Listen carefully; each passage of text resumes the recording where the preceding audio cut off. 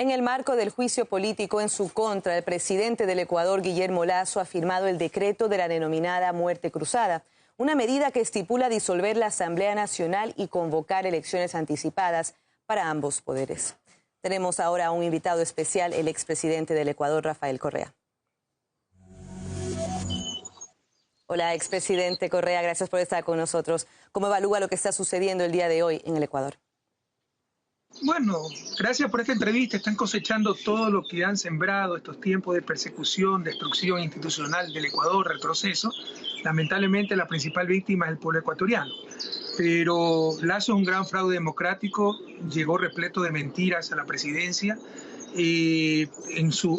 Durante el ejercicio de gobierno, además de incumplir todas sus ofertas electorales, demostró gran ineptitud, gran corrupción, escándalo de corrupción por doquier, violencia inaudita. Somos de los países más violentos de América Latina y de seguir la tendencia vamos a acabar como de los más violentos del mundo, ¿no? Y se comprobaron sus participaciones en casos de corrupción y se empezó un proceso de juicio político que, bueno, lo estaban destrozando porque las evidencias sobran.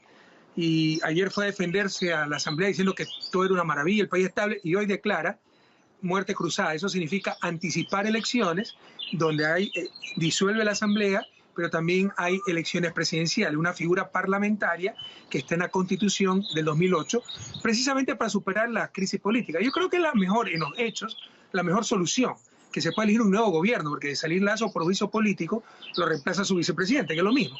Sin embargo, es necesario decir que no es constitucional, porque los causales, al menos el causal que está invocando, y que ningún otro es válido, para anticipar elecciones es grave conmoción social, y esa grave conmoción social no existe. Lo que existe es un juicio político en total apego a la Constitución.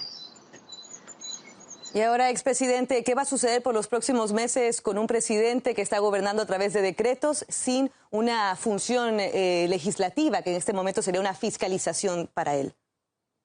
Hay que ver qué pasa, porque todavía hay posibilidades.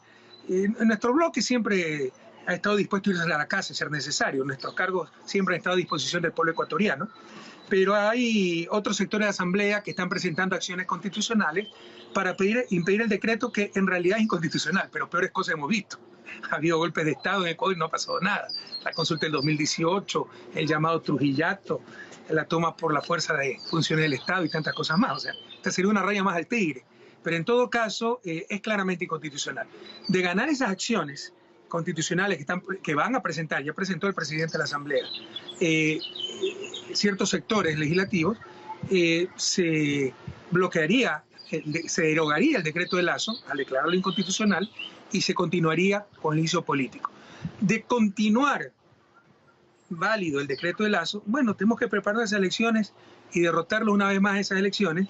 Tienen 3 meses, sí, para gobernar por decreto sin asamblea, pero saben que van a perder las elecciones. Entonces van a pensar 1 y 1000 veces antes de seguir con trapacerías, destrozando al país, porque saben que si sigamos nosotros no tendrán dónde esconderse, no por espíritu de revancha, aunque no han perseguido 6 años, por espíritu de justicia, de verdad y de transparencia.